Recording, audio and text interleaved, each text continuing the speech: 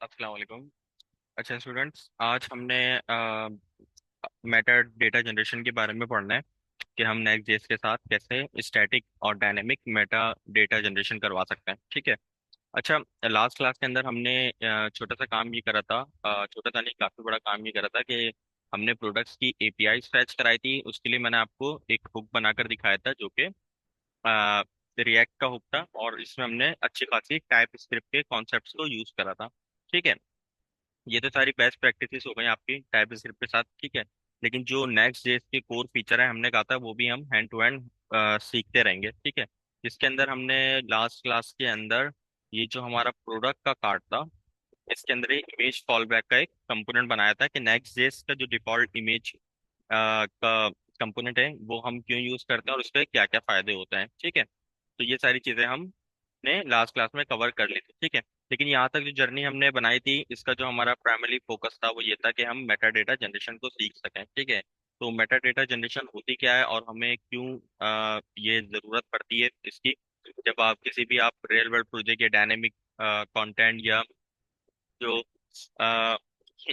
E commerce products होते हैं या जो भी आपके प्रोडक्शन ग्रेड्स एप्लीकेशंस होती हैं जहाँ पर इंपॉर्टेंट होते हैं आपकी क्लाइंट की इंगेजमेंट वगैरह, वहाँ पर हम मेटा डेटा जनरेशन को क्यों प्राइमरली फोकस करते हैं। ठीक है। तो उसके लिए मैंने छोटे से नोट्स बनाए हुए हैं। वंस अगेन आई थिंक बंद हो गए मुझसे वो, तो मैं दोबारा ओपन कर लेता हूँ। नोट्स में आपके साथ शेयर भी कर दूंगा हर क्लास की तरीके से। तो हम इसको समझते हैं, पहले मेटा डेटा जनरेशन होती क्या है।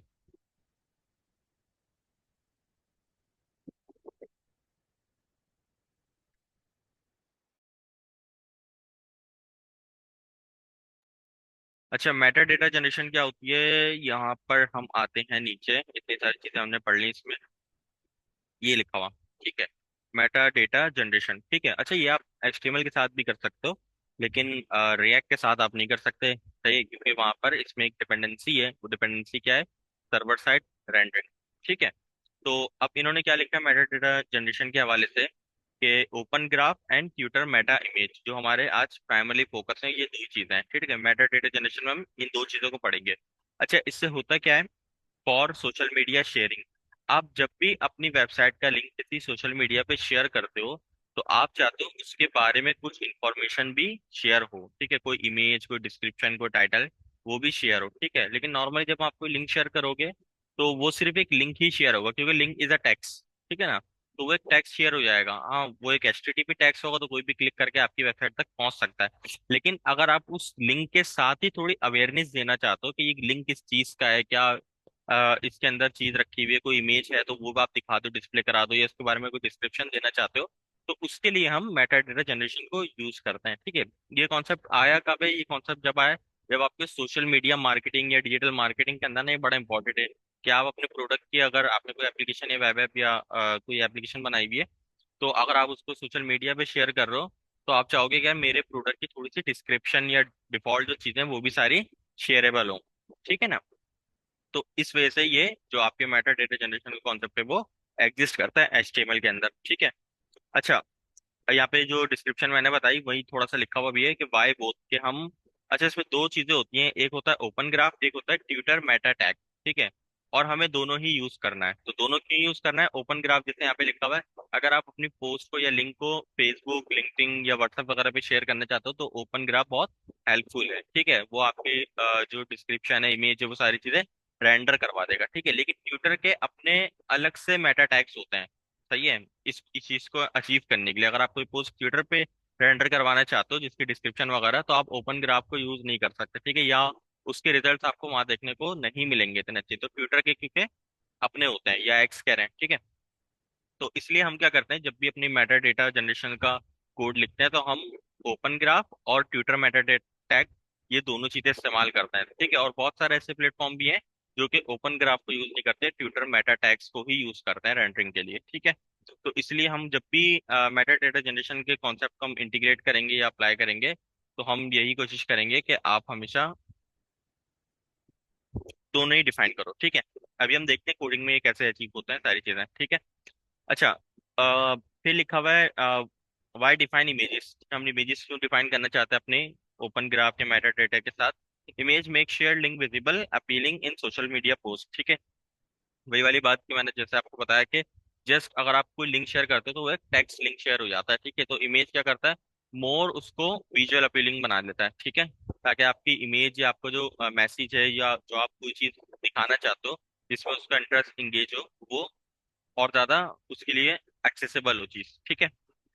और इसका नॉलेज है जैसे ई कॉमर्स में तो बहुत ज्यादा इंपॉर्टेंट है कि अगर मुझे कोई चीज पसंद है और मैं आपके साथ शेयर करना चाहता हूँ, तो मैं यार ये चार्जर या कोई बॉटल या लैपटॉप या कोई भी चीज मैं आपके साथ लिंक शेयर करूँ, अगर उसकी इमेज वहीं पर नजर आ जाए तो आपको बहुत ज्यादा हेल्पफुल होगा कि यार सर जहांगीर ने हमारे साथ ये लैपटॉप शेयर किया, सर जहांगीर ने हमारे साथ ये इमेज शेयर करी, तो आप लिंक क्लिक करके उसको बाय भी कर लोगे, ठीक है। तो इस तरह के प्लेटफॉर्म, इस तरह के एप्लीकेशन में बहुत ज्यादा ये हेल्पफुल होती है।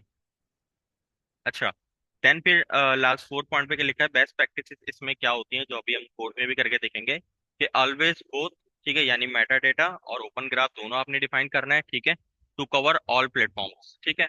यूज एब्सोल्यूट यूआरएल, ठीक है। अच्छा, ये क्या है, जब भी आप अपनी मेटा डेटा या ट्विटर इमेजेस को कोई इमेज रेंडर करवाने के लिए दोगे, तो एब्सोल्यूट जो यूआरएल होता है उसको आप यूज कर सकते हो, लेकिन इट्स बेटर कि आप हमेशा अपना डोमेन को भी वहां पे डिफाइन कर दो, ठीक है। जैसे यहाँ पे एग्जांपल दी हुई है https your domain dot com slash images, ठीक है। आप डायरेक्ट स्लैश इमेजेस भी लिखोगे तो आपकी प्रोडक्ट डायरेक्टरी की सॉरी प्रोजेक्ट डायरेक्टरी की जो रूट है वहां से वो एक्सेस कर लेगा, लेकिन बेस्ट प्रैक्टिस क्या है कि आप अपना डोमेन भी वहां पे डिफाइन कर दो।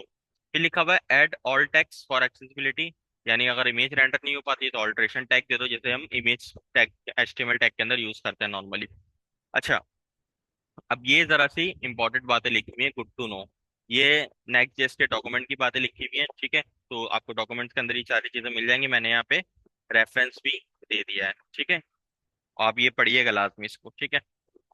अच्छा खैर, तो गुड टू नो में क्या लिखा हुआ है, the Meta data object and generate Meta data. अच्छा, ये दोनों क्या चीजें हैं, ये दोनों अलग अलग चीजें हैं, हम दोनों को अभी समझेंगे कोडिंग में कि मेटा डेटा ऑब्जेक्ट कहाँ यूज करना है और जनरेट मेटा डेटा कहाँ पे यूज करना है, ठीक है। Export only, export are only supported in server components, ठीक है।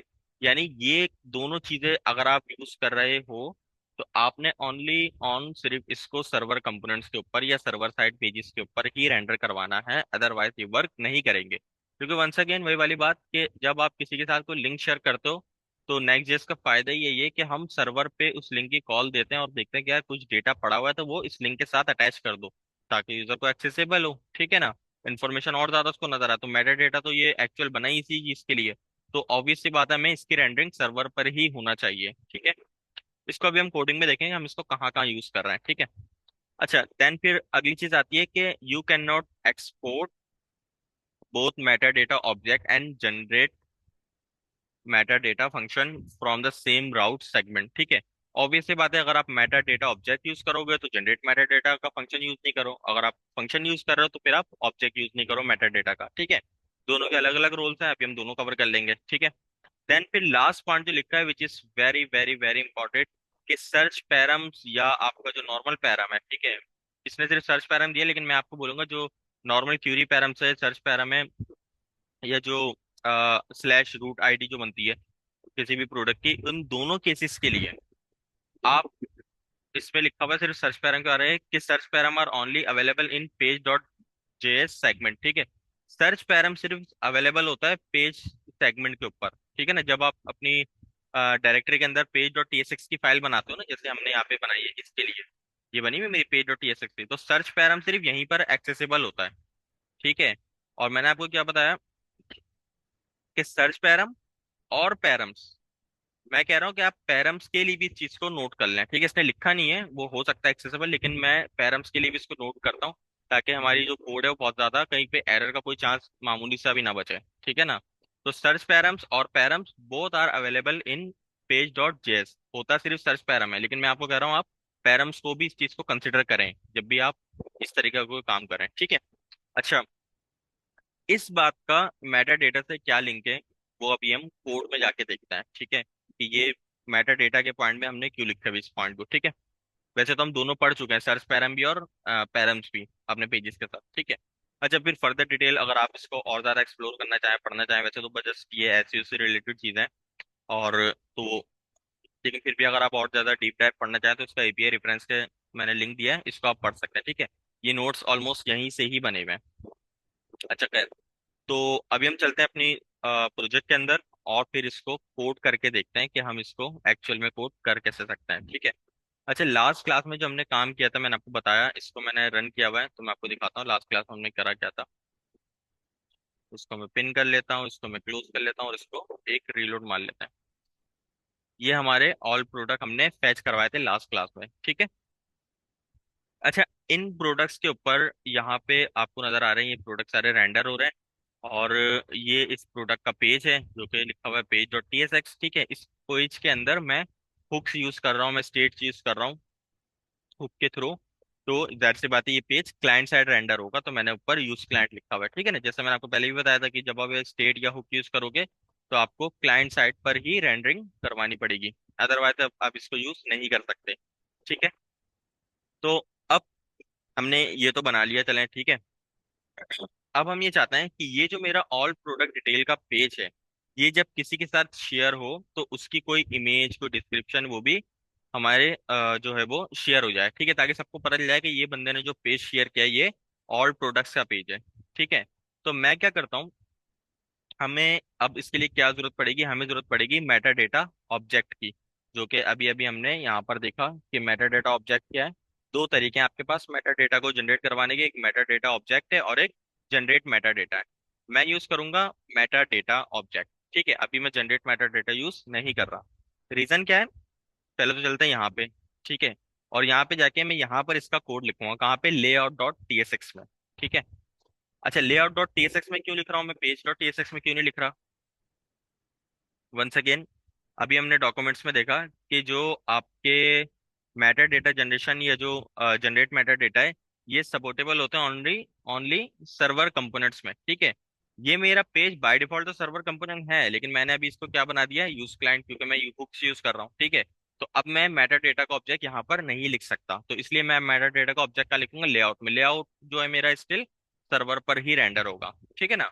तो यहाँ पे हम मेटा डेटा का ऑब्जेक्ट लिखते हैं। अच्छा, और ऑब्जेक्ट क्यों यूज कर रहा हूँ मैं, फंक्शन क्यों यूज नहीं कर रहा, क्योंकि ये जो पेज है इसका कंटेंट डायनेमिक नहीं है, ठीक है। डायनेमिक से मकसद कि ये, वैसे तो कंटेंट डायनेमिक है, एपीआई के थ्रू ही आ रहा है, लेकिन इसमें किसी एक पर्टिकुलर कंटेंट की बात नहीं हो रही, ठीक है ना। या तो एक काम ये हो सकता है कि मैं सारी प्रोडक्ट्स का डेटा इस मेटा डेटा के अंदर रख दूं, जो कि बहुत ही बैड प्रैक्टिस है। ये 100 प्रोडक्ट हो, 200 प्रोडक्ट हो, ठीक है, तो हम मेटा डेटा में इतना ज्यादा डेटा तो लोड नहीं कराते, क्योंकि मेरा ऑल प्रोडक्ट्स का पेज है जहाँ सारे प्रोडक्ट रेंडर हो रहे हैं मेरे। तो मैं क्या करूंगा, एक सिंपल स्टैटिक कंटेंट और एक इमेज रख दूंगा, ताकि जब भी मेरा ऑल डिटेल पेज का शेयर लिंक किसी के साथ शेयर हो तो उसको पता चल जाए ये किसी ई कॉमर्स वेबसाइट का लिंक है और यहाँ बहुत सारे प्रोडक्ट्स अवेलेबल हैं, ठीक है। तो ये आपके रिक्वायरमेंट पे बेस्ड करता है कि आपके पास क्या सूटेबल है, ठीक है। अभी जो मेरा केस है इसके हिसाब से मेरे पास मेटा डेटा ऑब्जेक्ट जो है वो ज्यादा सूटेबल है, ठीक है।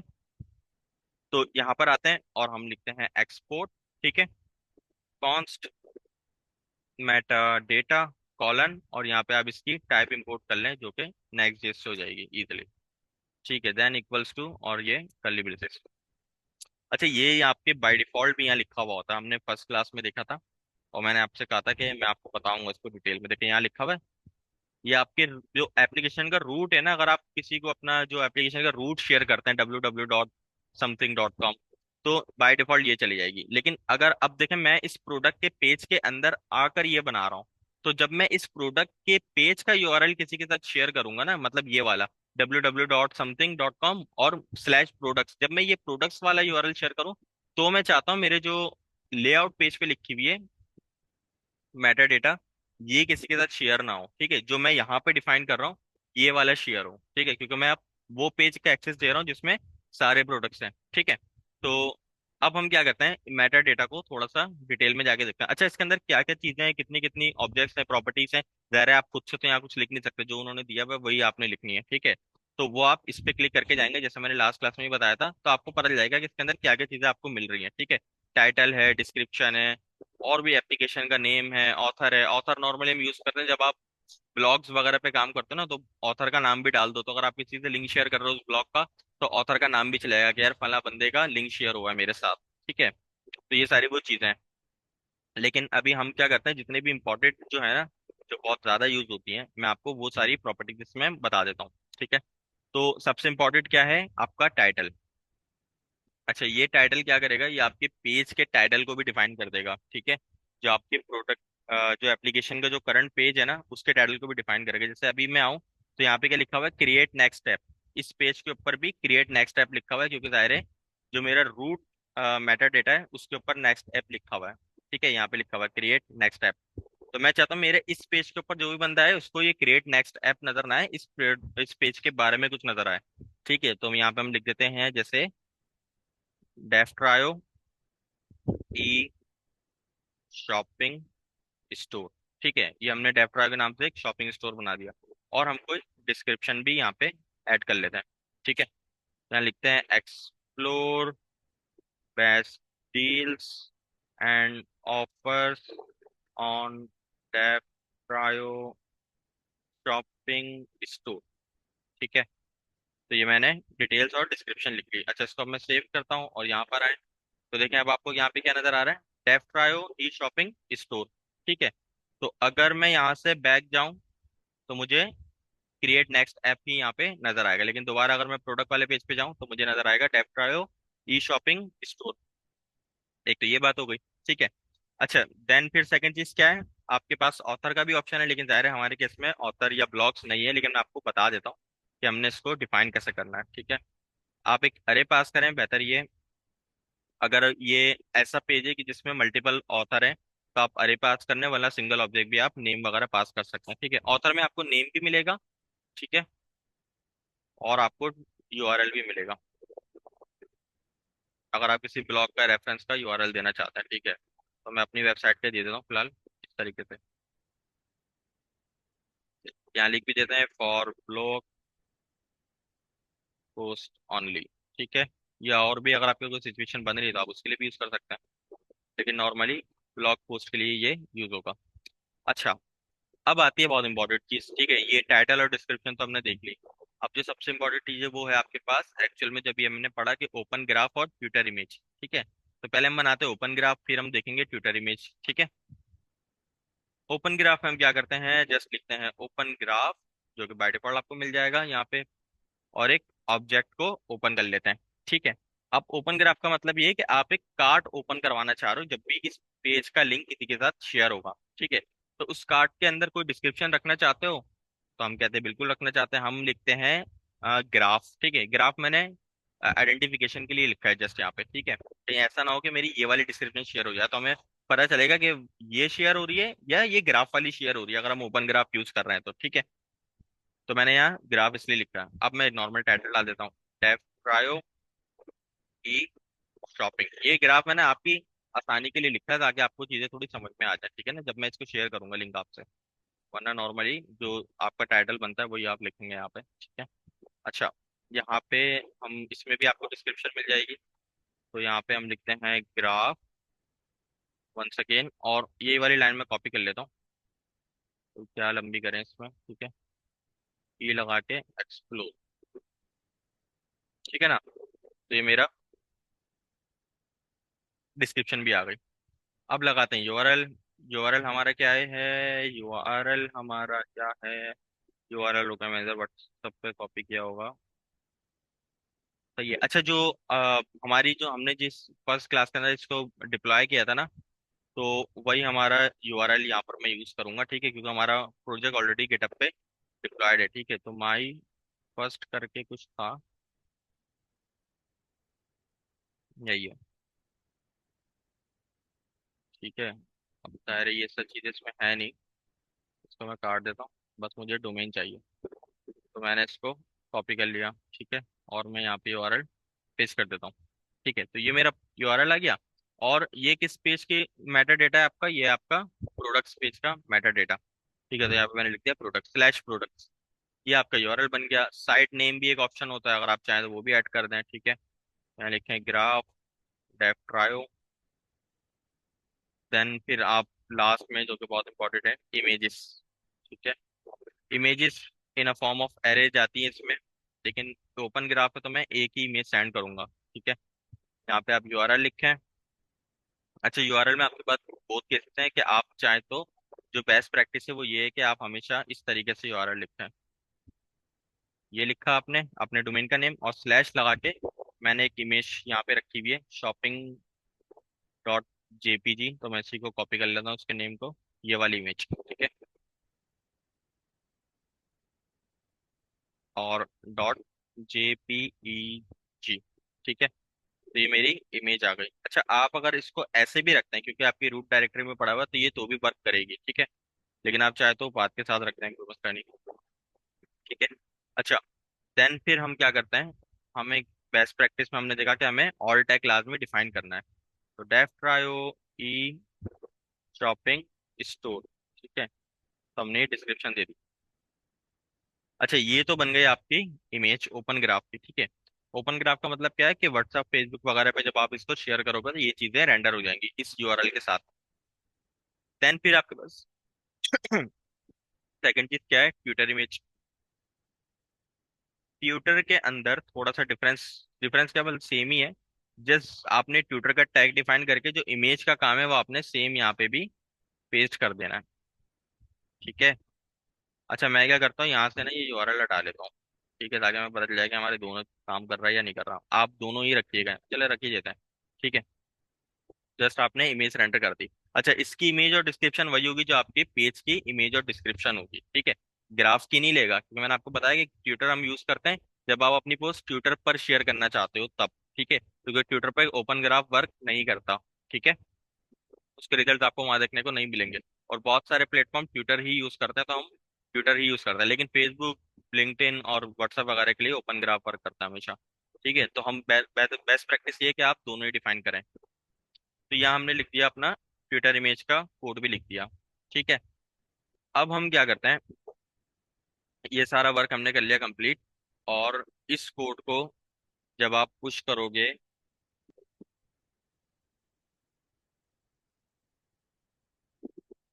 यहाँ से आपको दिखाता हूँ, git add dot git commit add meta, सही है। इधर से मैं मारता हूँ उसको ओपन पुश,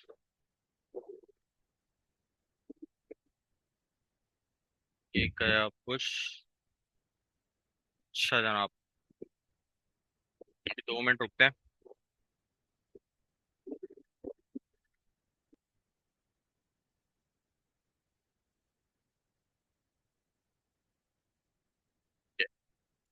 तो अभी अगर मैं आऊँ माई फर्स्ट वाली वेबसाइट पे, ये वाली, ठीक है, इस पर आते हैं। ये आपके प्रोडक्ट्स आ गए, इसका लिंक कॉपी करा और मैं अब आपको इसका लिंक शेयर कर देता हूँ आपके ग्रुप में, ठीक है। तो देखिए मैंने लिंक आपको शेयर करा ग्रुप के अंदर। तो देखें आपके पास जो इस वक्त कार्ड जनरेट हुआ है, ठीक है, आपके पास जो इस वक्त कार्ड जनरेट हुआ है वो कौन सा कार्ड जनरेट हुआ है, ये वाला, ठीक है। इसमें डिस्क्रिप्शन और डिटेल क्या आ रही है, ग्राफ ग्राफ लिखा हुआ आ रहा है डेफ ड्राइव से पहले जो हमने अभी यहाँ पे लिखा था। तो व्हाट्सअप फेसबुक वगैरह के लिए ओपन ग्राफ वर्क करता है, ठीक है, और वो इमेज भी रेंडर होगा जो मैंने यहाँ पे भी इसके साथ अटैच करी है, ठीक है। तो अगर क्योंकि अब ये एक ऐसा पेज था जहां पर आपके जो बहुत सारे प्रोडक्ट हैं वो रेंडर हो रहा था, तो मैंने इसकी डिस्क्रिप्शन और इमेजेस भी उसी तरीके की बनाई, ठीक है ना। क्योंकि स्टैटिक, ये थी basically static Meta data generation, ठीक है। तो यहाँ पे हमने कोई भी डायनेमिक काम नहीं करा, ठीक है। तो इस तरीके से आप अपने जितने भी पेजेस हैं उनकी मेटा डेटा डिस्क्रिप्शन जो है वो बना सकते हो, ठीक है, ताकि जब भी आपका लिंक इसके साथ शेयर हो तो वो सारी चीजें वहां पे नजर आ जाएं। अच्छा खैर, तो अब हम चलते हैं आगे और अब हम देखते हैं कि हम मेटा डेटा का फंक्शन कब यूज करते हैं और क्या क्या उसका सिनेरियो बनता है। अच्छा, देखें अभी जो मेरे पास प्रोडक्ट्स हैं, अगर मैं किसी प्रोडक्ट पे क्लिक करता हूँ तो मेरे पास यहाँ एक क्यूरी रन हुई, ठीक है, और यहाँ पे लिखा हुआ है आईडी इक्वल्स टू 1। लेकिन इस आईडी से कोई प्रोडक्ट यहाँ पे गेट नहीं हुआ, इवन यहाँ पे पेज भी नहीं बना हुआ इसका, ठीक है ना। तो हमने क्या करना पड़ेगा, सबसे पहले तो इसका बनाना पड़ेगा पेज, ठीक है। तो और पेज से भी पहले हमें बनाना पड़ेगा इसके लिए एक फोल्डर। तो मैं क्या करता हूँ, ये सब क्लोज करता हूँ, ऐप के अंदर आता हूँ, न्यू फोल्डर करता हूँ और इस फोल्डर का नाम रखते हैं हम प्रोडक्ट डिटेल, ठीक है। और प्रोडक्ट डिटेल के अंदर हम बनाते हैं layout dot T S X. Then हम बनाते हैं अपनी page dot T S X. Then हम बनाते हैं अपनी product detail dot T S X, ठीक है। तो मैंने तीन फाइलें बनाई। नॉर्मली हम दो फाइलें बनाते हैं, पेज और इसकी, ठीक है। अच्छा, अब मैंने तीन फाइलें क्यों बनाई वो मैं आपको अभी बताता हूँ, लेकिन उससे भी पहले हम एक काम ये करते हैं कि जो अपने प्रोडक्ट का लेआउट का कोड था वो कॉपी कर लेते हैं सारा, जल्दी से। और यहाँ पे प्रोडक्ट डिटेल के लेआउट में हम इसको पेस्ट कर देते हैं। अच्छा, मेटा डेटा जनरेशन हमें यहाँ पे चाहिए नहीं, तो अभी हम इसको हटा देते हैं। और यहाँ लिखते हैं कि भाई ये जो पेज है आपका, ये है प्रोडक्ट डिटेल पेज, ठीक है, लेआउट। तो ये मेरा लेआउट बन गया। अच्छा, यहाँ पे हम एक टाइटल भी लगा लेते हैं जल्दी से, H1। और इसको स्टाइल करते हैं टेक्स्ट अलाइन, ताकि सेंटर में आए। सिंगल प्रोडक्ट डिटेल, और ये हो गया आपका पेज, ये हो गया लेआउट, ठीक है। तो ये आपने जस्ट एक डिस्क्रिप्शन लिख दी, इसकी जरूरत नहीं थी, मैंने जस्ट वैसे लिख दी पेज की कंसिस्टेंसी के लिए। और ये मेरा लेआउट का पेज बन गया। अब ये आ गया हम अपने एक्चुअल पेज के ऊपर, ठीक है।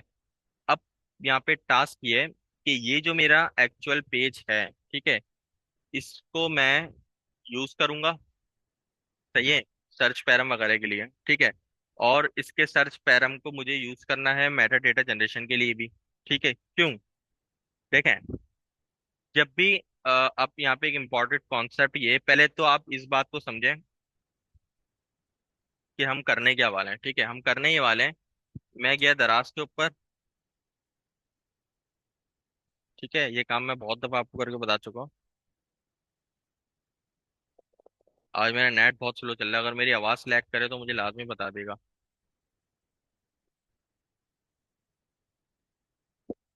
अच्छा, ये मैंने एक गिटार को ओपन किया, ठीक है।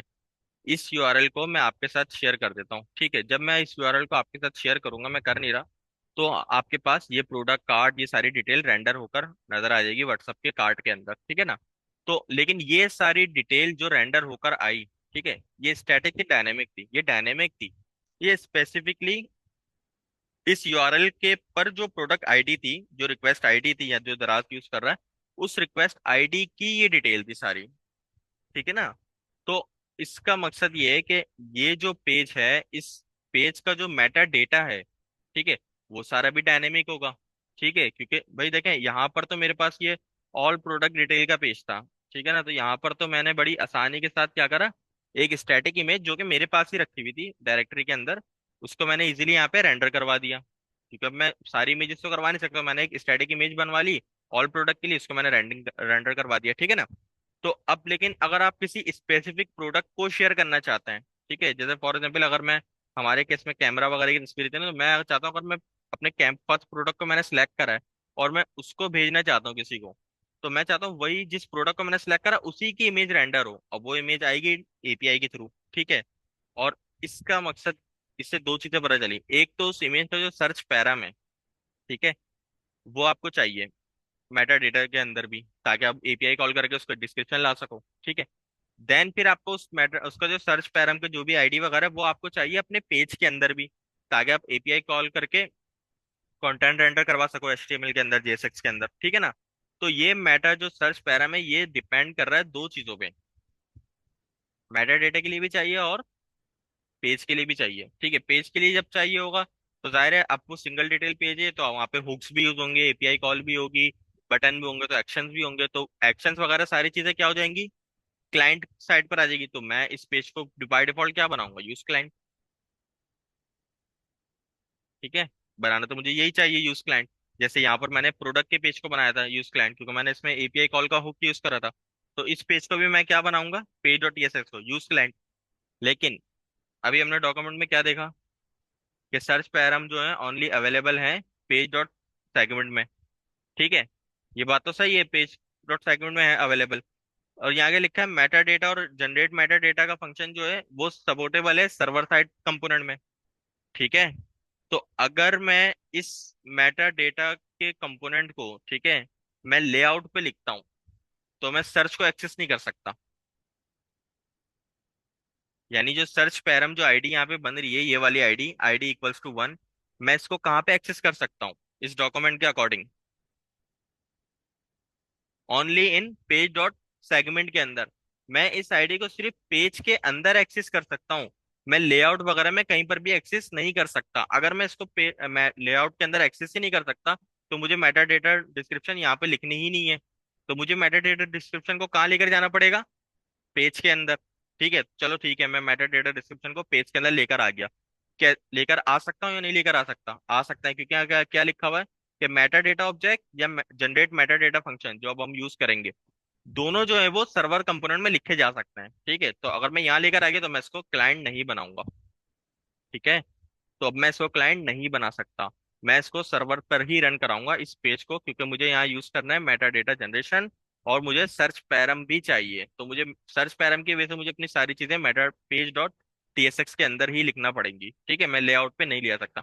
यहाँ पर मेरे पास कोई रिक्वायरमेंट नहीं थी इस तरीके की, तो मैंने अपना जो लेआउट का कोड था वो, मेटा डेटा का कोड था वो, मैंने अपना लेआउट में लिख दिया, क्योंकि लेआउट स्टैटिक है, डायनेमिक नहीं है। और आपका जो ये सारा कोड है वो आपने यहीं पे लिख दिया, ठीक है, यूज क्लाइंट बना के। तो इसी वजह से मैंने एक जो तीसरी फाइल बनाई है ना, वो इसलिए बनाई कि मैं सिर्फ इस फाइल को यूज क्लाइंट करूंगा। अदरवाइज जितना भी कोड है वो मैं सारा सर्वर पर ही रखूंगा, यानी मेरे लेआउट और मेरा पेज दोनों सर्वर पर ही रेंडर होंगे। ठीक है। अच्छा, 1 मिनट रुकिएगा, मुझे कोई आवाज दे रहा है।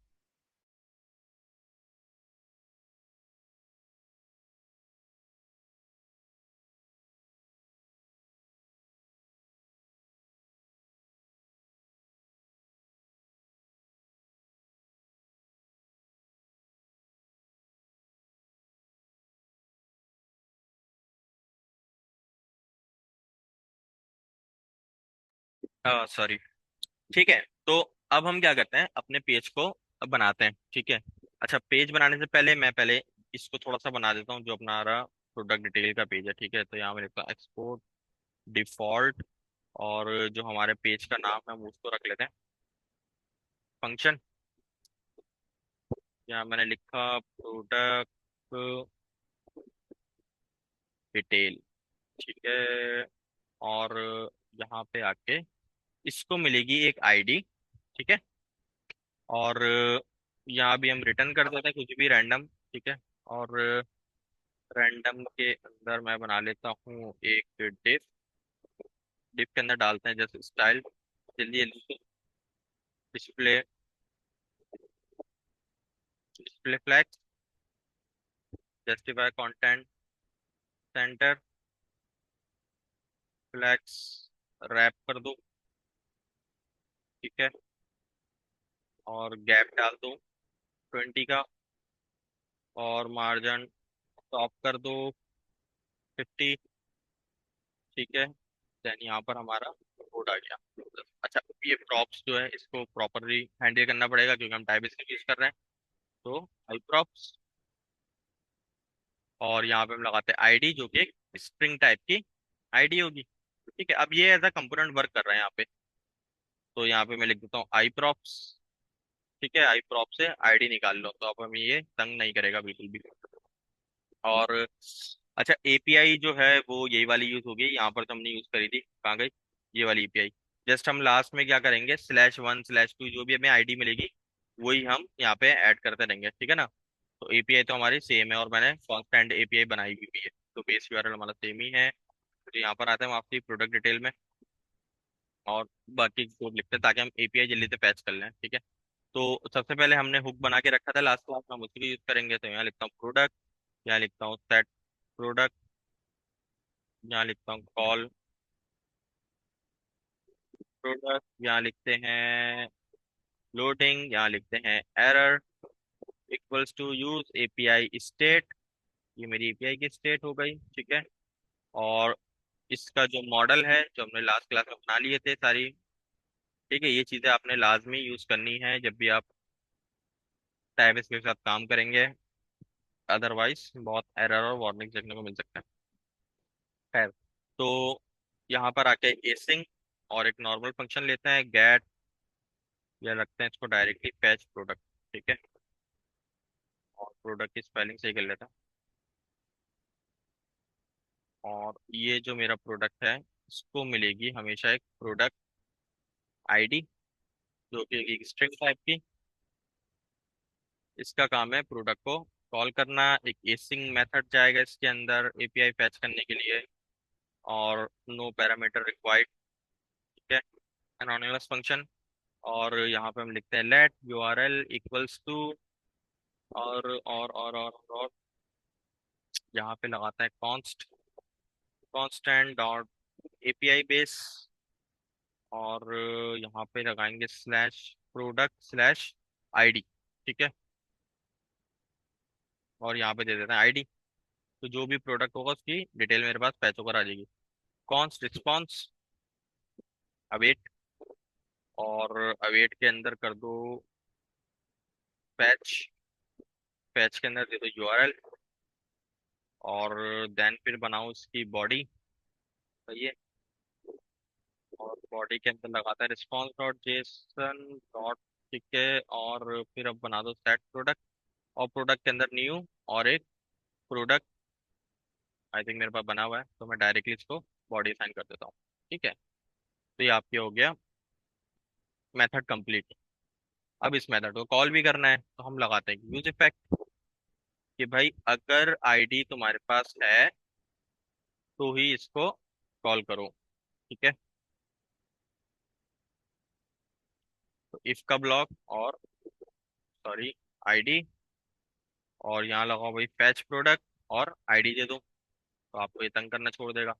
और यहाँ पे डिपेंडेंसी पे आईडी लगा दो। सही है कि भाई अगर आईडी मिल रही है तो कॉल कर लो। अच्छा। तो एक तो ये चीज हो गई। और एक छोटी सी चीज बताता हूँ वैसी प्रैक्टिस के लिए। कभी कभी ये ना मल्टी डिपेंडेंट भी होता है। ठीक है। तो हो सकता है आपने यहाँ कोई और भी एपीआई कॉल करी भी हो, तो एक तो बेहतर तरीका ये, अगर आप एक यूज इफेक्ट के अंदर मल्टीपल एपीआई कॉल कर रहे हो, दो से तीन, जो कि ज़ाहिर है अलग अलग उनके वर्क हैं, ठीक है, तो आप उस एपीआई का जो डिपेंडेंसी वो भी इसी हुक में लिखना शुरू कर दोगे, तो ये एपीआई आपकी बार बार रिकॉल होती चलेगी इस हुक की वजह से। तो हमेशा इसको आप सेपरेट बनाओ। ठीक है। अगर 10 एपीआई कॉल कर रहे हो तो 10 यूज पैक लिख लो कोड के अंदर, मसला नहीं। ठीक है। और दूसरा तरीका इस तरीके से भी बात दफा आप देखोगे प्रैक्टिस कि हम क्या करते हैं, एक रेफरेंस बना लेते हैं फैच एपीआई या फैच्ड एपीआई करके ना। Fetch API equals to use ref बनाते हैं। और बाय डिफॉल्ट इसको फॉल्स कर देते हैं। और इसको बता देते हैं कि भाई ये होगा आपका बुलियन टाइप। ठीक है। तो जब भी आप इस एपीआई को कॉल कर लो, तो फैच डॉट का जो करंट वर्जन है उसको आप कर दो इक्वल्स टू ट्रू, कि भाई वो फैच हो गया है। और इस पे चेक लगा दो कि जब तक फैच एपीआई डॉट करंट आपका फॉल्स है तो ये कॉल हो, अदरवाइज ये कॉल ना हो। ठीक है। तो इस तरीके से भी आप इसको सेव कर सकते हो, वरना अलग अलग बना लो, एक ही बात है। ठीक है। तो ये जस्ट ये बात तो का रिकॉर्डिंग में चली जाएगी, लेकिन ये हमारा यूज केस नहीं है, तो मैं इसको हटा रहा हूँ। ठीक है। ये मैंने आपको बताने के लिए बताया कि इसका आप इस तरीके से सोल्यूशन निकाल सकते हो। एनीवेज, तो अच्छा, यहाँ तक तो हमने लिख लिया। ठीक है। तो ये हमारी एपीआई होपफुल कॉल हो रही होगी, और कॉल होके डेटा भी लेकर आ रही होगी यहाँ पे। तो जल्दी से इसकी स्टेट्स लिखते हैं बाकी सारी। तो मैं क्या करता हूँ, अपने यहाँ पे जाता हूँ। और ये जो हमारा कोड है ना पूरा, उसको करते हैं कॉपी, इधर लाते हैं और सारा कोड कर लेते हैं पेस्ट। ठीक है। और उसको कर देते हैं जल्दी से फॉर्मेट। एरर की जगह एरर। और अब मेरे पास ज़ाहिर है प्रोडक्ट्स नहीं है, मेरे पास है प्रोडक्ट। तो जब प्रोडक्ट आ जाए तो प्रोडक्ट को रेंडर करा दूंगा। ठीक है। और की वगैरह भी नहीं जाएगी, डायरेक्टली प्रोडक्ट भेज दो यहाँ पे। तो ये लिख देता हूँ प्रोडक्ट। ठीक है। और कार्ट को कर ले import। तो ये मेरा प्रोडक्ट वाला पेज भी बन गया। सही है ना। तो एक काम और करते हैं, क्योंकि डिटेल वाला पेज है, तो एक छोटा सा काम भी कर लेते हैं। कार्ड के अंदर डिटेल आएगी नहीं एक्चुअल में। तो अगर प्रोडक्ट फैच हो गया है तो प्रोडक्ट डॉट डिस्क्रिप्शन दिखा दो, नहीं तो एम्प्टी रख दो। ठीक है। ताकि सिंगल प्रोडक्ट का पेज लगे, ये थोड़ा सा बस, और कोई बात नहीं है। ठीक है। तो ये मैंने अपना पेज जो है वो रेडी कर लिया। ठीक है। लेकिन बस इसमें पता है कि एक कंपोनेंट है। अब आते हैं अपने पेज पे, जो कि हमारा फुली सर्वर साइड पेज है अभी तक। ठीक है। इसको लिखते हैं। इस पे पहले मेटा डेटा वगैरह, सबसे पहले पहले तो हम पेज फैच करा के रेंडर तो करवा लें, ठीक है ना। तो हम यहाँ पे लगाते हैं भाई एक्सपोर्ट डिफॉल्ट और एसिंग। अब एसिंग वगैरह मैं इसको क्यों बना रहा हूँ ये सब मैं बता चुका हूँ आपको लास्ट क्लासों में, ठीक है। बल्कि हमने जो पैरम्स राउटिंग पढ़ी थी नेक्स्ट की, उसके अंदर हमने चीजों को बहुत डिटेल में देखा था और आप लोगों को एरर सॉल्व करने को भी दिए थे, ठीक है। तो यहाँ पर तो ये आ गया, ठीक है। और ये जो पेज है ये रिटर्न करेगा आपका प्रोडक्ट डिटेल पेज, ठीक है। तो प्रोडक्ट डिटेल पेज ये रिटर्न कर देगा, ठीक है। लेकिन इतनी आसानी से रिटर्न करेगा नहीं, इसके पास आएंगे बहुत सारे प्रॉप्स। कैसे प्रॉप्स? जो कि सर्वर साइड प्रॉप्स होंगे। I request search params props, ठीक है। और यहाँ पे आप दोगे सर्च पैरम, आई इंटरफेस सर्च पैरम डॉट, और नेक्स्ट जेएस के लेटेस्ट वर्जन के साथ इसको प्रॉमिस करना पड़ता है, ठीक है। और प्रॉमिस के अंदर जो भी आपका इंटरफेस है वो आप इजीली बता दो। तो इट्स वर्क लाइक ऑब्जेक्ट, ठीक है ना। तो ये आपने एक सर्च पैरम की रिक्वेस्ट बना ली कि भाई इस पेज को एक्सेस करने की जो रिक्वेस्ट सर्च पैरम है वो ये है। देन फिर हम क्या करते हैं, इसको नॉर्मली असाइन करते हैं, यहाँ पे प्रॉप्स के अंदर ही असाइन कर लेते हैं, ठीक है। तो यहाँ पे लिखता हूँ props dot I request search param. देखिए अब ये भी जाग गया। तो इसको ऑब्वियस सी बात है आईडी चाहिए होगी। मैं क्या करता हूँ, इसको यहाँ से पहले निकालता हूँ अपने search param, params equals to await, और यहाँ लिखते हैं प्रॉप्स डॉट सर्च पैरम, ठीक है। और इसको थोड़ा सा हम डायनेमिक कर देते हैं इन अ वे के हम यहाँ पे डायरेक्ट पैरम से लिख। एरर क्या आ रहा है? Search param missing ID type.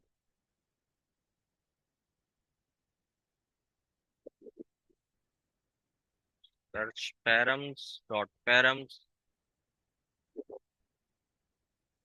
Product detail page ही कॉल हो गया, अच्छा सही है, वेरी गुड। तो इसको मैं करता हूँ प्रोडक्ट डिटेल, ठीक है।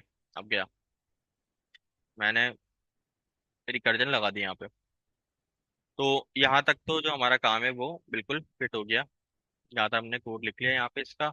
ये मेरा लेआउट का पेज है जिसका कोई जरूरत नहीं है, मैंने सब लेआउट रखने की जर्नी ये थी, जो सारी बातें मैंने बताई ना कि पेज क्यों बना रहे हैं, ये सेपरेट क्यों कर रहे हैं, सर्वर पे क्यों नहीं कर सकते, वो सारी वजह से मैंने लेआउट का पेज रखा, वरना मैं इसको यहाँ ये ना भी रखूँ तो भी मसला है, ठीक है।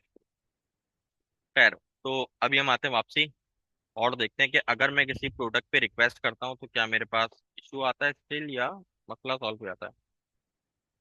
ये प्रोडक्ट रेंडर हो गया, इसी पे क्लिक करा और ये देखें चल गया ना पेज आपका। तो वापसी आते हैं, तो अगर इस अब मैं इस पे क्लिक करता हूँ तो मेरे पास यही प्रोडक्ट ओपन होगा, ठीक है।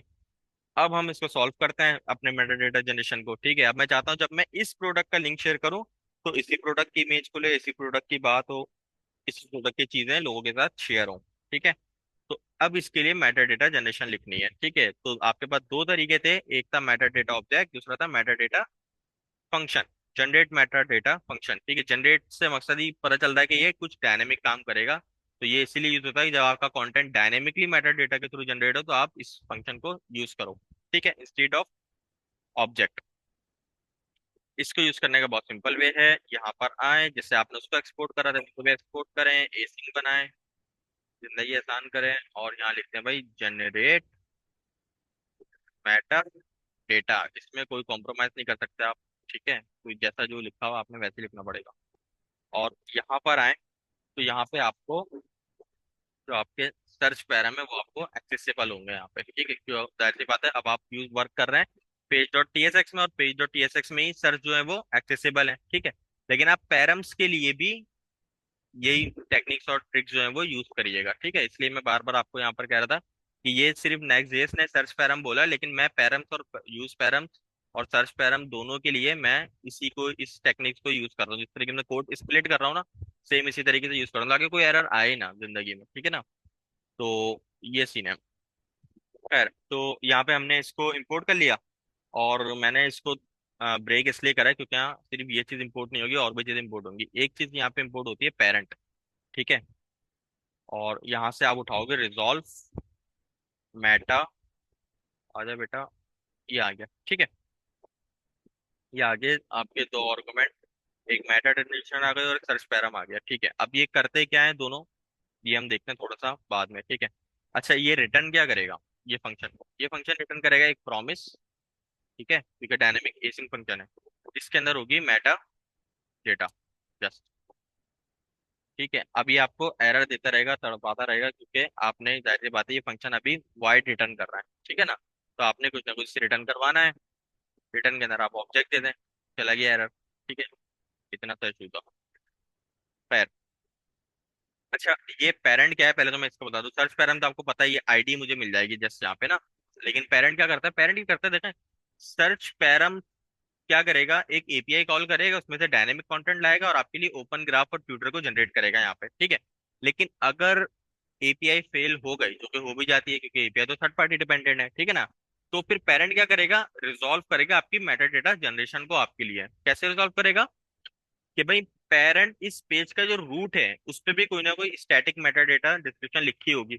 हमारे केस में क्या लिखी हुई है, ये लिखी हुई है नेक्स्ट जेएस की डिफॉल्ट। ठीक है, जब आप प्रोडक्शन ग्रेड पे काम करोगे तो आप इसको भी अपडेट करोगे। तो ये क्या करेगा, अगर एपीआई फेल होती है तो कुछ ना कुछ ये पेरेंट का डेटा लाके यहाँ पे इसको रिजॉल्व करके रेंडर करा देगा आपके लिए। ठीक है ना, तो आप एपीआई कॉल अगर आपकी फेल होती है तो आप बच जाओगे। ठीक है, ऐसा नहीं होगा जो एप्लीकेशन या यूआरएल वगैरह क्रैश हुए हैं, ऐसा नहीं होगा। ठीक है, अगर ये आप पेरेंट ना भी लिखो, ठीक है, तो वो कुछ ना कुछ रेंडर करवाई देगा सर्वर का। ठीक है, लेकिन बेस्ट प्रैक्टिस ये कि आप हमेशा अगर डायनेमिक मेटा डेटा जनरेशन करा रहे हो तो पेरेंट को लाजमी लिख दो उसके साथ। ठीक है, तो अच्छा, एक तो ये चीज हो गई। अब आते हैं अपने ऑब्जेक्ट के ऊपर। ठीक है, और ऑब्जेक्ट से भी पहले अब तो देखें यहाँ पे हर चीज जो हम लिखेंगे वो डायनेमिक होगी। अगर मैं टाइटल लिख रहा हूँ तो टाइटल प्रोडक्ट का नाम होगा। अगर मैं कोई डिस्क्रिप्शन लिख रहा हूँ तो वो भी प्रोडक्ट की डिस्क्रिप्शन होगी। अगर मैं इमेज रेंडर करा रहा हूँ तो वो इमेज भी प्रोडक्ट की इमेज होगी। ठीक है ना, तो इस केस के अंदर क्या चीज है, इस केस के अंदर आप में ये करना पड़ेगा कि पहले एक एपीआई कॉल करनी पड़ेगी और उसके बाद ही आप डेटा लेकर आ सकते हैं। तो मैं एक एसिंग मेथड बनाता हूँ यहाँ पे और लिखता हूँ फैच प्रोडक्ट। इसको जाएगी प्रोडक्ट आईडी जो कि होगी स्ट्रिंग टाइप की। ठीक है, और यहाँ पे अब मैं हुक वगैरह कुछ भी यूज नहीं कर सकता, ऑब्वियस सी बात है, ये सर्वर पर पेज रेंडर हो रहा है। ठीक है ना, तो यहाँ पे लेकिन आप अपना जो कांस्टेंट है उसको आप स्टिल यूज कर सकते हो, तो आप यूज कर लो। Constants dot base URL slash product slash जो भी प्रोडक्ट आईडी इसको मिल जाएगी। देन क्या करो, रिस्पॉन्स अवेट लगाओ। ठीक है, और करो भाई फैच, और यहाँ लिखो यूआरएल।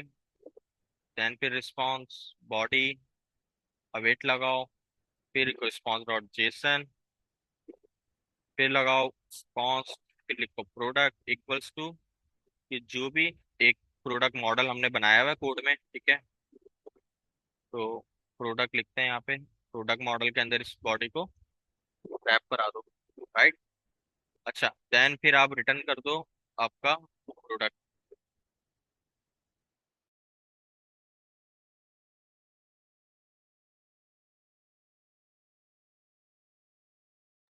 ठीक है, देन फिर आप यहाँ से अपना प्रोडक्ट भी रिटर्न करवा दो।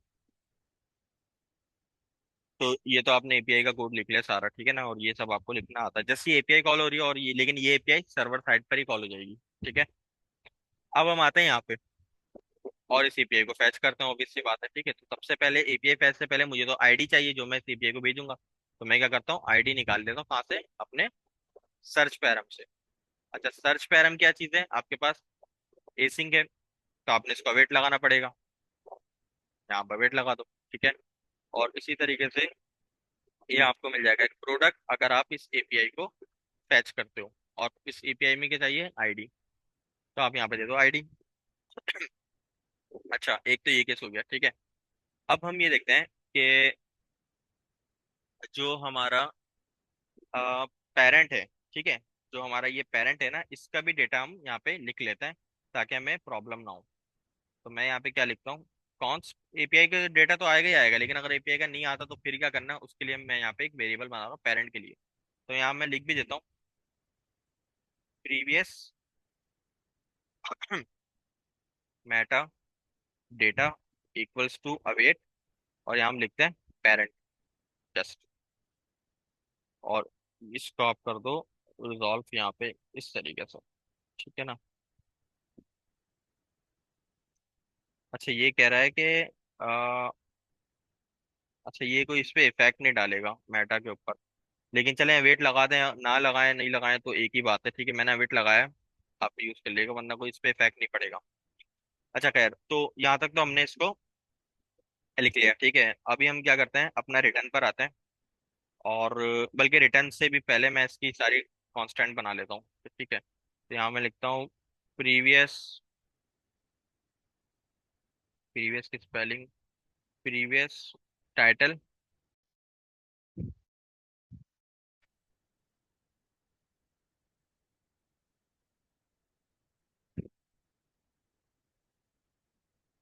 ठीक है।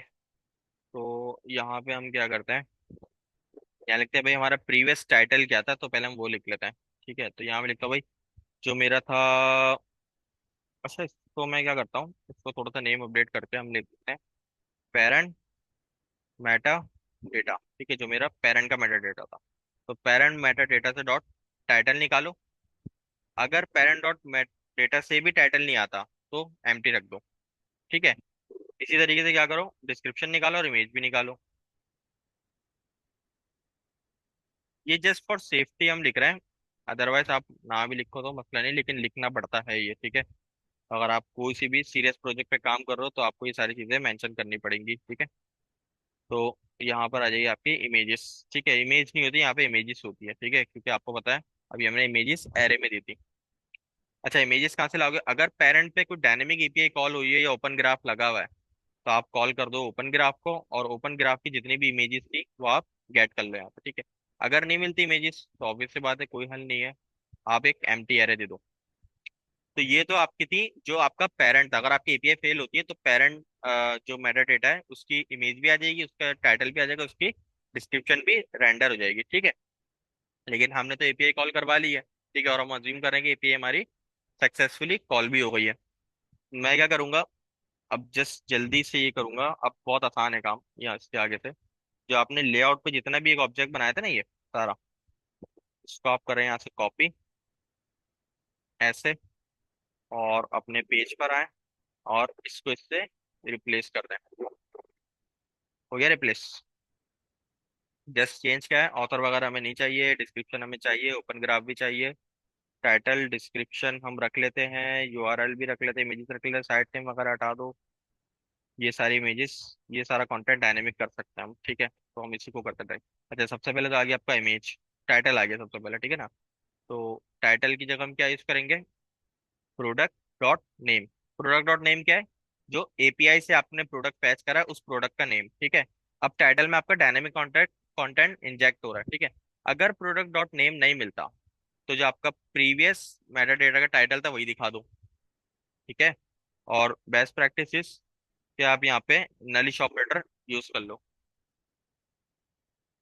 अब आ जाओ यहाँ पे डिस्क्रिप्शन पे, यहाँ आप लिखो प्रोडक्ट डॉट डिस्क्रिप्शन, अगर ये भी नहीं मिलती तो आपकी जो प्रीवियस डेटा की डिस्क्रिप्शन थी वही दिखा दो, ठीक है। और सेम ये वाली जो लाइन है ये आपकी कॉपी होके लगेगी यहाँ पर भी, इस वाले टाइटल पे,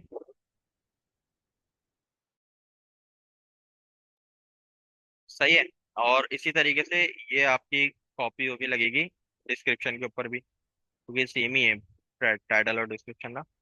अब बारी आ गई आपकी इमेजेस की, ठीक है। इमेजेस के अंदर भी बहुत ईजी है। इमेजेस के अंदर जा क्या करो, अच्छा ये तो यूआरएल है ना, तो ये पहले यूआरएल अपडेट करते हैं यहाँ पे आके। अब हमारा यूआरएल क्या होगा, हमारा यूआरएल होगा प्रोडक्ट डिटेल, सही है। ये सेम होना चाहिए जो आप यहाँ पे लिख रहे हो, प्रोडक्ट डिटेल, डिटेल्स नहीं डिटेल्स।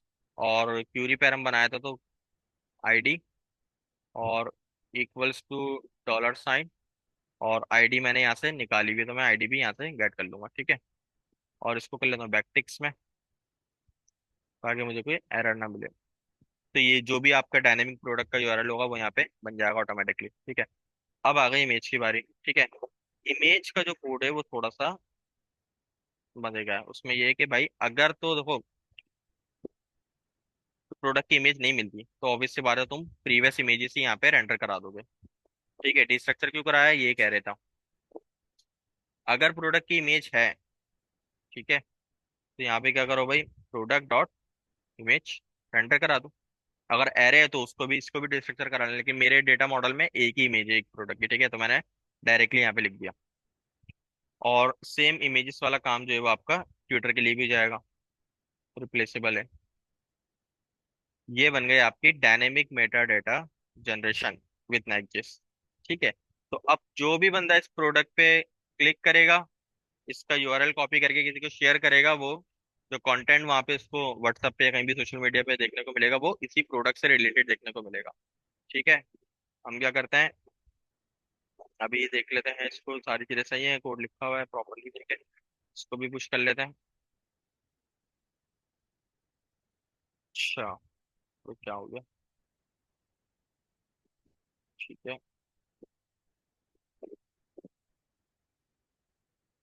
तो दोबारा ओपन करना पड़ेगा। अच्छा, मैं टर्मिनल से यूज कर लेता हूँ।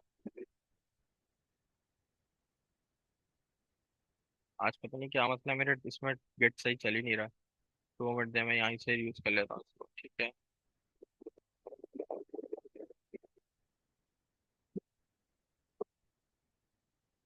यहाँ करते हैं एड डॉट, यहाँ करते हैं कमिट, और ये हो गया आपका पुश। 2 मिनट रुकते हैं,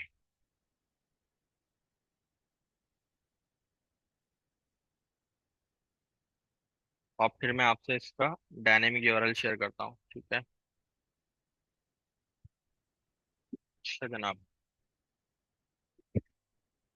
तो मेरा जो प्रोडक्ट था उसका डायनेमिक ये हो गया लाइव। यहाँ पर आते हैं, ये आपका इमेज आ गई, सही है। अब मैंने वन पे क्लिक करा, ये मेरा आ गई सिंगल इमेज, ठीक है। इसको करते हैं यहाँ से कॉपी, और ये लिंक मैं आपके साथ अभी ग्रुप में शेयर कर देता हूँ, ठीक है।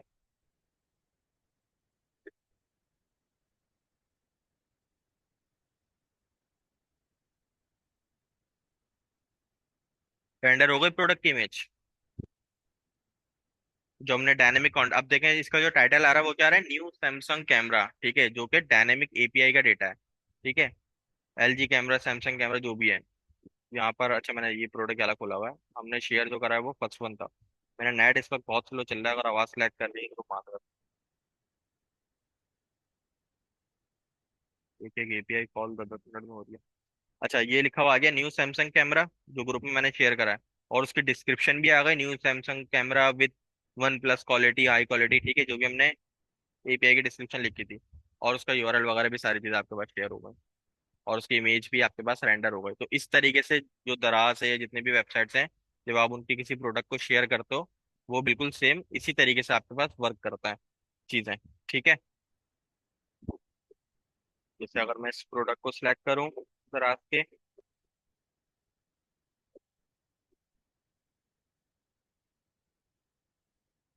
इसको मैं कॉपी करूँ और मैं आपके साथ शेयर करूँ।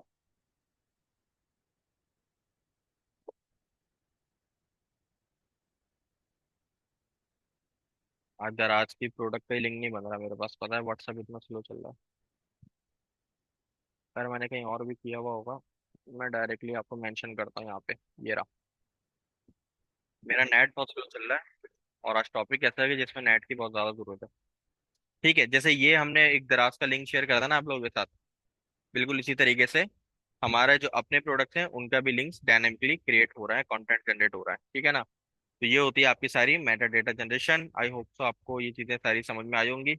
इस कोड में, इस स्ट्रक्चर में किसी को कोई प्रॉब्लम है, किसी का कोई क्वेश्चन है, जैसे भाई आपको ये सारा क्लियर है, मेटा डेटा जनरेशन।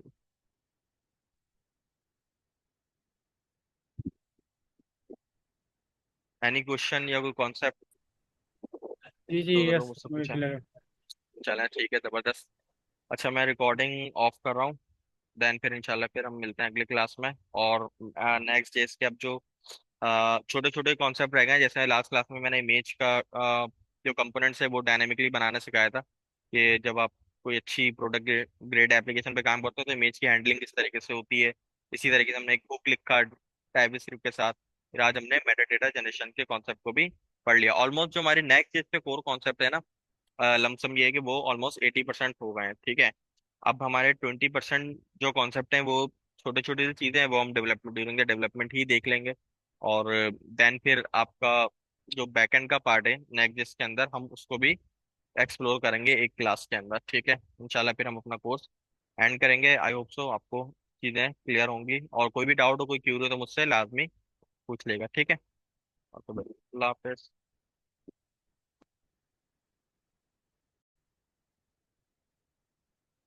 अच्छा क्लास, एक छोटा सा फिक्स आप लोग ये कर लिएगा, अदरवाइज आपकी बिल्ड फेल्ड होती रहेगी। मुझसे हुआ क्या, बेसिकली इसकी जो स्पेलिंग है, जो मैं कह भी रहा था कि ये थोड़ी सी सेंसिटिव है।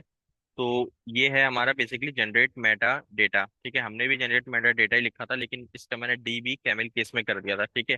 जिसकी वजह से नेक्स्ट इसको प्रोडक्शन पे जाके बिल्कुल भी नहीं पहचान रहा, तो मेरी बिल्ड फेल हो गई, ठीक है। तो आप लोग लाजमी इसको करेक्ट कर लिएगा, इसका डी जो है जस्ट ये स्मॉल कर लिएगा। और एक छोटा सा चेंज ये करिएगा, जो हमने यहाँ पे लिखा है ना रिजॉल्विंग मेटा डेटा, हमने लिखा हुआ है रिजॉल्व मेटा डेटा, तो आप इसको रिजॉल्विंग कर लिएगा, ठीक है।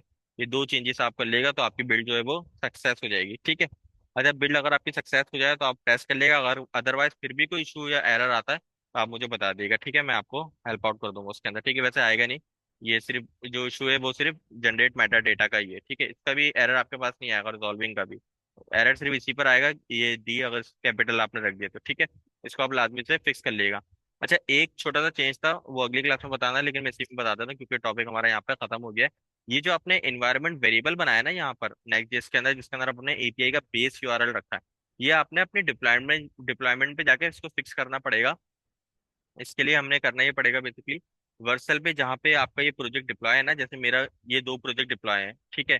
आपका ये वाला प्रोजेक्ट लाजमी डिप्लॉय होगा, तो आपने क्या करना है, जितने भी प्रोजेक्ट आपके डिप्लॉय हैं, इस तरीके से आपने ये वाला खोल लिया डेफ ड्राइव होगा, ठीक है, जो मैंने आपसे फर्स्ट क्लास में बनवाई थी रिपोजिटरी वगैरह। उसके बाद जाके इस पे सेटिंग का ऑप्शन आएगा, आप सेटिंग पे क्लिक करें। सेटिंग पे जाके आपके पास ऑप्शन आएगा एनवायरनमेंट वेरिएबल का, यहाँ पर जाएं। और यहाँ पे आपको ऑप्शन दे देगा कि आप की क्या है उसकी और उसकी वैल्यू क्या है, ठीक है। तो की क्या है आपकी, नेक्स्ट पब्लिक एपीआई बेस, आप ये रख लिएगा। और उसकी वैल्यू क्या है, जो ये बेस यूआरएल है कॉपी करके, आप एपीआई का बेस यूआरएल कॉपी करके यहाँ रख लिएगा, ठीक है। देन फिर आप इसको सेव करेंगे, आपके पास एक पॉपअप जनरेट हो जाएगा कि रीडिप्लॉय का, ठीक है। तो आप रीडिप्लॉय कर देंगे, मैं आपको करके बताता हूँ। जैसे मैंने एक डमी बनाया और मैंने एक डमी वैल्यू भी इसको असाइन कर दी और उसको मैंने सेव कर लिया, तो मेरे पास आ गया रीडिप्लॉय। तो इसको आप रीडिप्लॉय करेंगे तो आपको जो बिल्ड जो फेल हो रही है, एपीआई एक्सेस नहीं हो रही, वो फिक्स हो जाएगा ऑटोमेटिकली, ठीक है। मैं अभी इसको रिमूव कर लेता हूँ क्योंकि जाहिर है ये डमी था। बस ये छोटे से दो तीन काम थे, मैंने ग्रुप में बताने की बजाय मैंने इसको रिकॉर्ड कर दिया ताकि बाद में भी जो स्टूडेंट वीडियो देखे उनको पता चल जाए, ठीक है। और अगर फिर भी कोई प्रॉब्लम आती है तो आप मुझसे पूछ लेगा लाजमी, ठीक है। टेक केयर, अल्लाह हाफिज।